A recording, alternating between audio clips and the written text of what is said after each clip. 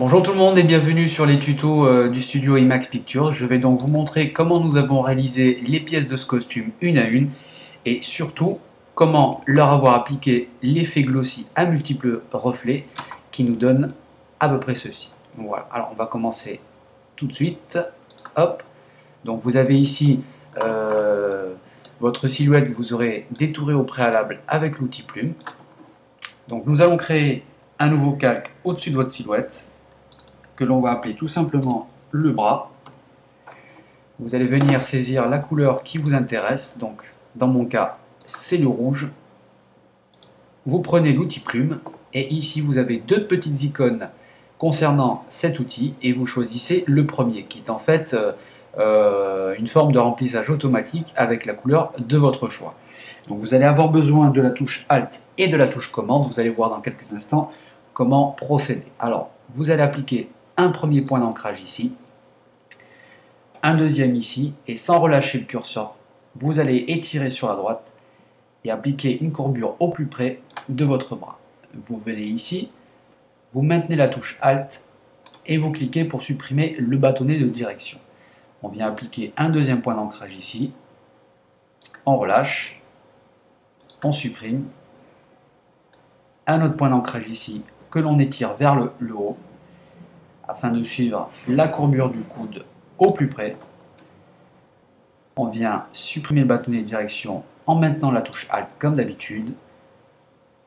On continue, on étire sur la droite pour suivre le bras. Voilà. Une petite courbure ici sur la gauche très légère. On supprime le bâtonnet. Je vais lui donner une forme arrondie ici. Et vous allez voir que en revenant sur le premier curseur, enfin le premier point d'ancrage que vous avez instauré, un petit rond s'affiche, ce qui vous indique que vous avez vraiment bouclé votre forme. Voilà. Donc votre forme est terminée. Maintenant, si vous constatez que vous n'êtes pas tout à fait raccord, pas de souci, vous récupérez l'outil plume, vous maintenez la touche commande enfoncée, vous cliquez sur le rebord de votre forme et vous voyez que les bâtonnets de direction réapparaissent, ce qui va vous permettre de réajuster afin d'être parfaitement raccord. Toujours la touche commande maintenue enfoncée. Voilà. Et donc là, on devrait être impeccable. Voilà, donc là, vous avez donc votre forme. Et vous allez voir maintenant en quelques clics comment appliquer donc cet effet glossy à multiples reflets. Vous saisissez satin. Ah, par contre, je ne suis pas sur la bonne forme. Voilà. Alors, on revient. Option de calque. Style de calque. Vous saisissez satin. Vous rentrez dans le menu que propose satin. De préférence, mode de fusion normal. Vous allez baisser l'opacité. On va choisir donc dans les contours par défaut celui-ci pour commencer. On va jouer sur la distance et vous allez voir que donc vous avez instantanément votre effet glossy à multiples reflets. On peut jouer sur la taille. Voyez, plus vous baissez et plus vos reflets vont être nets. Donc on va chercher, on va rester dans un esprit de reflet, donc on va laisser un petit floutage. Et vous voyez que si vous utilisez celui-ci, vous avez un peu plus de reflets qui viennent s'appliquer. Voilà, après vous choisissez donc à votre œil ce qui vous correspond le mieux. Pour ma part, je vais garder celui-ci. On va encore jouer sur la distance, peut-être comme ceci. Voilà. Vous validez. Et voilà, en quelques clics, comment vous avez donc votre effet glossy à multiples reflets. On va pousser le vis un peu plus loin dans le réalisme en appliquant un ombrage. Donc vous avez deux façons de le faire. En passant par les options de fusion. En appliquant ici une incrustation dégradée. Donc là, le rouge disparaît, c'est normal. Il faut le récupérer ici. Mais je vais préférer directement par l'outil de dégradé dans mon bloc d'outils ici. Donc là, votre forme, vous ne pouvez pas lui appliquer quoi que ce soit. Donc on va aller dans Calque. et vous allez appliquer une pixelisation du fond.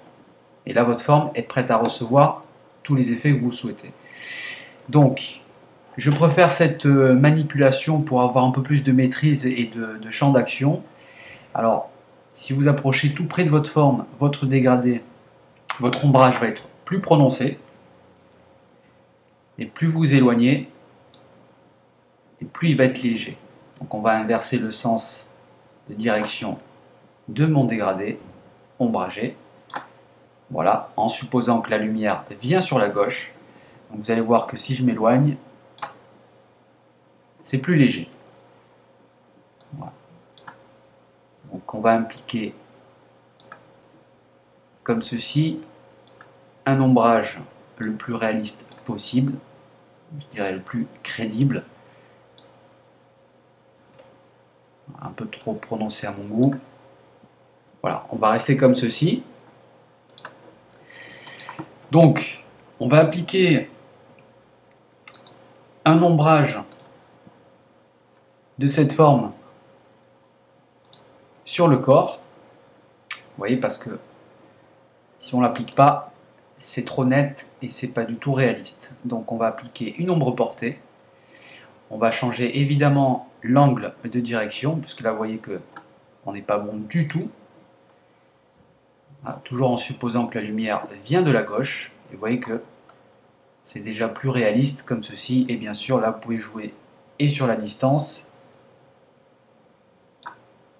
sur le grossi et sur la taille. On va faire OK. Et voilà donc comment nous avons réalisé toutes les pièces du costume une à une pour aboutir à ce résultat. Je vous remercie pour votre patience, j'espère que ce petit exercice vous sera utile par la suite et je vous dis donc à très bientôt pour d'autres tutoriels avec IMAX Pictures. Ciao ciao.